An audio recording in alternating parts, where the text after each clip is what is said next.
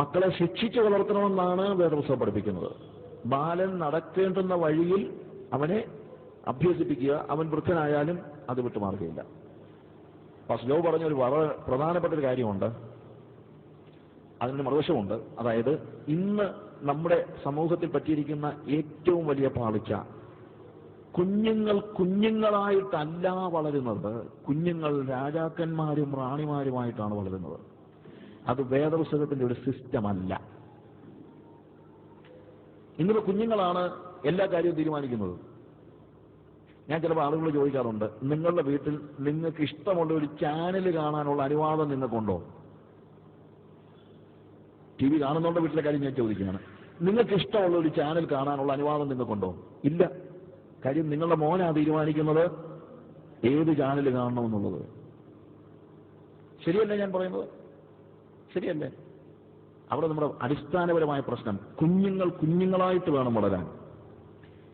ഏത് കുഞ്ഞിനെയും ഒന്നാമത്തെ കാര്യം, അടിസ്ഥാനപരമായി കുഞ്ഞുങ്ങൾ സ്വാർത്ഥരും, അടിസ്ഥാനപരമായി നമ്മുടെ കുഞ്ഞുങ്ങളാരും, കാര്യം മനുഷ്യന്റെ കുഞ്ഞല്ലേ, ആദാമിൽ നിന്ന് ജനിച്ച ഏത് കുഞ്ഞും സ്വാർത്ഥനുമായിരിക്കും, സ്വയാശ്രയിയുമായിരിക്കും, സംസാരത്തിലാണെങ്കിലും ഏത് കാര്യത്തിലും അഹങ്കാരവും ഉണ്ടായിരിക്കും, എപ്പോഴും ഉണ്ടായിരിക്കും. അതിനെയെല്ലാം അടിച്ചമർത്തി വേണം, അതിനെയെല്ലാം ശാസിച്ചമർത്തി വേണം നമ്മൾ വളർത്താൻ. പെരിക്ലീറ്റസ് എന്ന് പറയുന്ന ഒരു പഴയ ഒരു കിങ് ഉണ്ടായിരുന്നു. അയാളുടെ വീട്ടിലൊരു കൂട്ടുകാരൻ ചെന്ന് കഴിഞ്ഞപ്പോഴത്തേക്ക് ഒരു കൊച്ചു കിടന്ന് കരയുന്നു. ഉടനെ കൂട്ടുകാരനോട് ചോദിച്ചു, ആരാടോ ഈ കൊച്ച്? ഉടനെ പറഞ്ഞു, ആരാ കരയുന്നെന്ന് ചോദിച്ചാൽ പറഞ്ഞു, അവനെ അറിയത്തില്ലേ, അവനാണ് വേൾഡ് ലീഡർ. വേൾഡ് ലീഡറോ? അതെ, അവനാണ് ലോകം ഭരിക്കുന്നതെന്ന്. ഈ ചെറുക്കനാണ് ലോകം ഭരിക്കുന്നത്? യെസ്. അതെങ്ങനെ?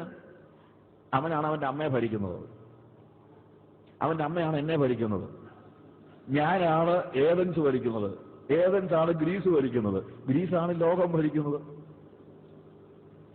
അപ്പൊ ലോകത്തിന് എന്തോ സംഭവിക്കണം എന്നുള്ളത് തീരുമാനിക്കുന്നത് ഈ കടലെ കിടന്ന് കരയുന്ന ആ ചെറുക്കനാണ്. അവൻ തീരുമാനിക്കുന്ന പോലെ ലോകത്തിന് എന്ത് സംഭവിക്കണമെന്ന് അവനാ തീരുമാനിക്കുന്നത്. ഞാൻ പറയട്ടെ, കുഞ്ഞുങ്ങളാണ്. അവരെ ബാലൻ നടക്കേണ്ടുന്ന വഴിയിൽ അവനെ അഭ്യസിപ്പിക്കണം. ഞാൻ പറഞ്ഞത് വാല്യൂ സിസ്റ്റം പകർന്നു കൊടുത്തതാണ്. ആ വാല്യൂ സിസ്റ്റം പകർന്നു കൊടുക്കാൻ പറഞ്ഞാൽ ഈസിയായ കാര്യമല്ല. ഞങ്ങളുടെ കുഞ്ഞുങ്ങളെ ഒരിക്കലും, ഞാൻ പറഞ്ഞതെന്ന് വെച്ച് കഴിഞ്ഞാൽ, കുഞ്ഞുങ്ങൾ ഞാൻ അതുകൊണ്ടാണ് പറഞ്ഞത്, കുഞ്ഞുങ്ങളാണെന്നുള്ളത് അവർ മനസ്സിലാക്കണം, അവരും മനസ്സിലാക്കണം. ആവശ്യമില്ലാതെ കുഞ്ഞുങ്ങളെ അപ്രീഷിയേറ്റ് ചെയ്യരുത്. ഈ ചെറിയ കുഞ്ഞുങ്ങളെ നമ്മൾ കണ്ടുള്ളൂ. ഇന്നത്തെ ഒരു വലിയ പ്രത്യേകത ഉണ്ടല്ലോ, മോനെ ഒരു പാട്ട് പാടിക്കേ, കുഞ്ഞെ ഇവിടെ ഒത്തിരി പാട്ട് അറിയാൻ കേട്ടോ, മോനൊരു പാട്ട് പാടിക്കേ, ഭാഷപ്പച്ചനൊന്ന് കേൾക്കട്ടെ എന്നൊക്കെ പറഞ്ഞ് ഈ തുമ്പിയെ കൊണ്ട് കല്ലെടുപ്പിക്കുന്നത് പോലെ കൊച്ചു പിള്ളേരെ കൊണ്ട് ആവശ്യമില്ലാത്തതെല്ലാം പഠിപ്പിക്കുമ്പോൾ അവന്റെ ഈഗോ വളർത്തുകയാണ് നമ്മൾ. അതുകൊണ്ടാണ് സംഭവിക്കുന്നത്. 5-6 വയസ്സ് കഴിയുമ്പോഴത്തേക്ക് ചെറുക്കൻ ചിന്തിക്കും, ഞാനാണ് ലോകത്തിലെ ഏറ്റവും വലിയ ആള്.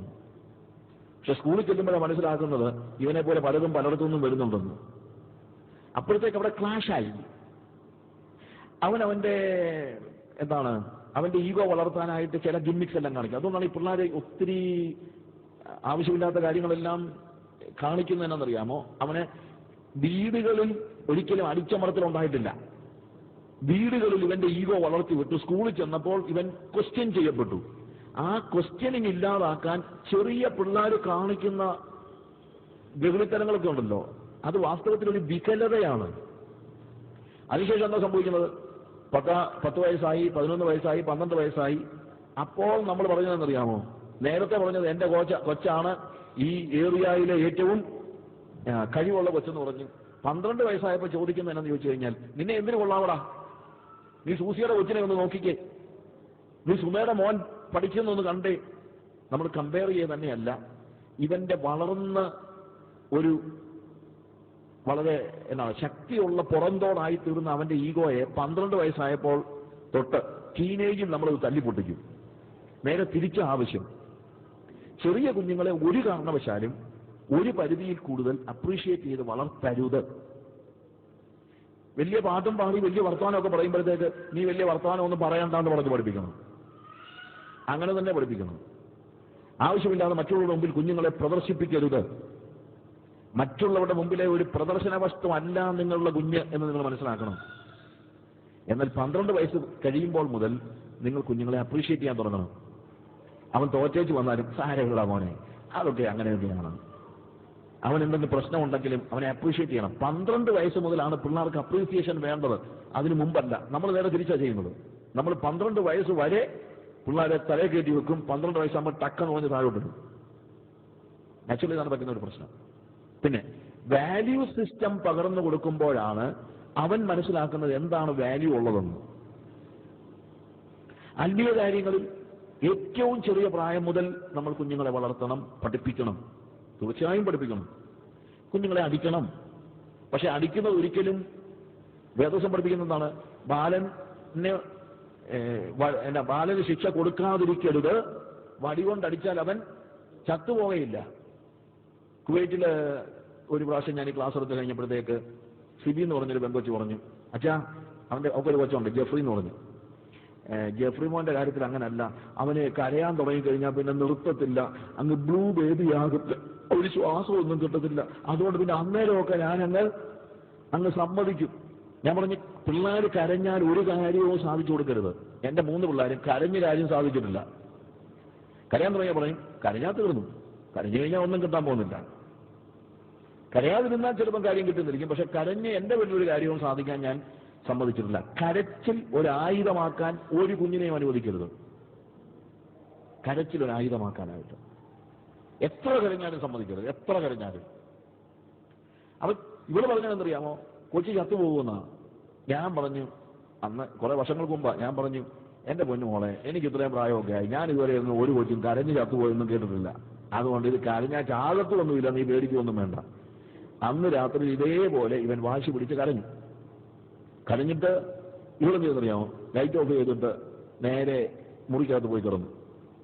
കുറച്ച് കഴിഞ്ഞപ്പോഴത്തേക്ക് ഇവനങ്ങ് കരഞ്ഞ് എന്നൊക്കെ വെച്ചുകൊണ്ട് ശബ്ദമൊക്കെ ഉണ്ടാക്കി. നമുക്കറിയാമല്ലോ പിള്ളേരുടെ കരച്ചിലിന്റെ. അപ്പൊ ഇവക്ക് ഭയങ്കര ചെഞ്ചടായി പോയി നോക്കാൻ. എന്നിട്ടും ഇവൾ അവിടെ കിടന്നോണ്ട് നോക്കിയതല്ലാതെ അകത്തോട്ട് പോയി നോക്കിയില്ല. കുറെ കഴിഞ്ഞ് ഇവനങ്ങനെ എഴുന്നേറ്റ് ഇരുന്നിട്ട് കഴിഞ്ഞ് ഭയങ്കര കരച്ചിട്ട് വാഗൂടി കരച്ചിട്ട് ഇവനെ പോയി നോക്കിയിരിക്കുന്നതേ ഉള്ളൂ. ചെറിഞ്ഞ് നോക്കിയപ്പോൾ ആരെയും കാണുന്നില്ല. പെരിയ മുട്ടയിൽ എഴഞ്ഞ് നേരെ പോയി അമ്മയുടെ പോയി കിടന്നു. പിറ്റേ ദിവസം ഈ സിബി എന്നെ വിളിച്ചിട്ട് പറഞ്ഞു, അച്ഛാ അത് നടന്നു കേട്ടോ, ഞാൻ ഇന്നലെ അവൻ പറഞ്ഞൊന്നും സമ്മതിച്ചില്ല, അതുകൊണ്ട് അവൻ കരഞ്ഞൊക്കെ എന്നോട് വന്ന് കിടന്നു പറഞ്ഞു. ഞാൻ പറഞ്ഞു, ഇത്രേ ഉള്ള കാര്യം.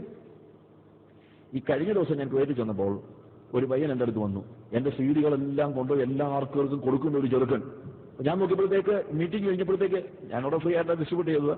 അപ്പം നമ്മുടെ പ്രസംഗങ്ങളും മറ്റുള്ള കാര്യങ്ങളും എല്ലാം എൻ്റെ ഫ്രണ്ട്സ് അവിടെ ഉള്ളതെല്ലാം അവർക്കെല്ലാം ഓരോന്നോരോന്നൊക്കെ ഇവൻ കൊണ്ട് കൊടുത്തു. തിരിച്ചു വന്ന് ചോദിച്ചു, അങ്കിൾ എന്നെ അറിയാമോ? ഞാൻ പറഞ്ഞു, ഏതാ മോനെ? ഞാൻ ആ ജെഫ്രി, അങ്കിളുടെ സീഡി പറഞ്ഞിട്ടില്ലേ, ആ ജെഫ്രി ഞാനാ.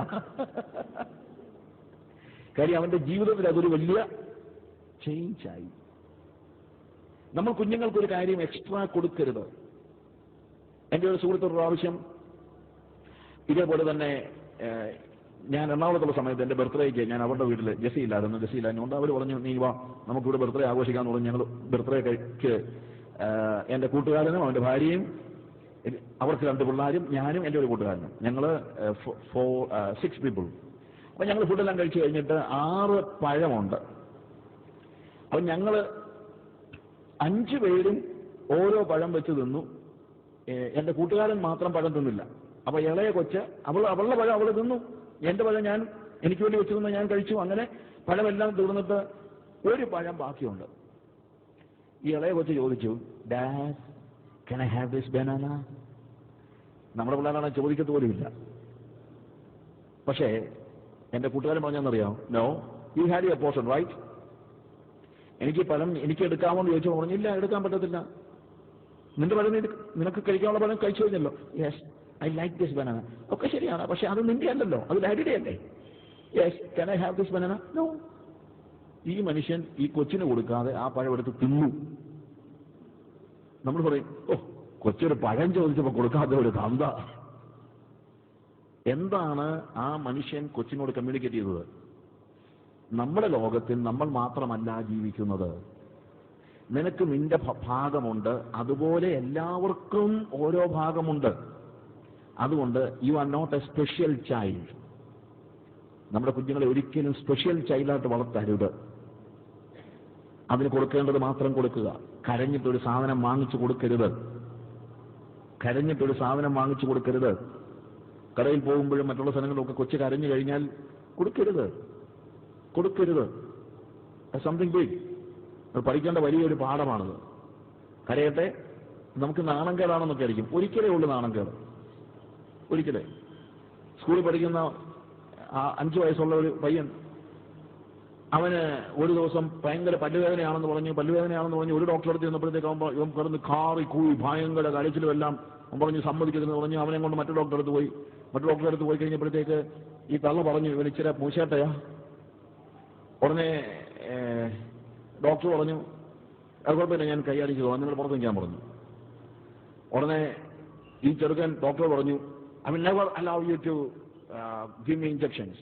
എന്നെ ഇതിന് എന്നാ ഇഞ്ചക്ട് ചെയ്യാൻ ഞാൻ സമ്മതിക്കത്തില്ലെന്ന് പറഞ്ഞു. വൈ? ഞാൻ നിനക്ക് ഇഞ്ചക്ഷൻ തരാൻ പോവുകയാണ്, നിന്റെ വല്ലയിടത്തല്ലേ പറ്റുള്ളൂ, ഞാൻ തരാൻ പോവുകയാണെന്ന് ഡോക്ടർ കട്ടായം പറഞ്ഞു. അങ്ങനെയാണെങ്കിൽ ഞാൻ എൻ്റെ ഉടുപ്പൂരി കളയുമെന്ന് പറഞ്ഞു. നീ ഉടുപ്പൂരി കളഞ്ഞു, നിന്റെ ഉടുപ്പൂരി കളഞ്ഞാലും ഞാൻ നിനക്ക് ഇഞ്ചക്ഷൻ തരുമെന്ന് പറഞ്ഞു. ഈ ചെറുക്കൻ എന്ത് ചെയ്തു? ഇത് ആദ്യമായിട്ടായിരുന്നു ഉടുപ്പൂരി കളയുമെന്ന് പറഞ്ഞപ്പോഴത്തേക്ക് ഡോക്ടർ പറയുന്നത് അതെനിക്ക് വിഷയമല്ല, നിനക്ക് ഇഞ്ചക്ഷൻ തന്നേ പറ്റുള്ളൂ, ഇതിന് ഉടുപ്പൂരി എവിടെയേറെ എന്നോട് പറഞ്ഞു. കിടക്കവിടെ ഇഞ്ചക്ഷൻ തരാൻ പോകുകയാണ്, ഞാൻ എൻ്റെ നിക്കർ കൂടി കളയുമെന്ന് പറഞ്ഞു. ഡോക്ടർ പറഞ്ഞു ഊരി കളഞ്ഞോ? 5 വയസ്സുള്ള ചെറുക്കനാണ്, ഊരി കളഞ്ഞു. ഈ ചെറുക്കൻ നിക്കർ കൂടി കളഞ്ഞു. ഇനി എന്താ പറയുന്നത്? അവിടെ കിടന്നു, ഇഞ്ചക്ഷൻ എടുത്തു കഴിഞ്ഞിട്ട് പല്ലെടുത്തിട്ട് പോകാൻ നേരം ഇവൻ ഉടുപ്പെടുക്കാൻ തുടങ്ങി. ഡോക്ടർ പറഞ്ഞു തൊട്ടുപോയേക്കല്ലേ, നീ ഊരി കളഞ്ഞ സാധനമാണ്, അതില്ലാതെ പോയാൽ മതി എന്ന് പറഞ്ഞു. അപ്പൊ അമ്മ അവിടെ ചെറുക്കൻ ഇങ്ങനെ നിൽക്കുക, എന്താ ചെയ്യും?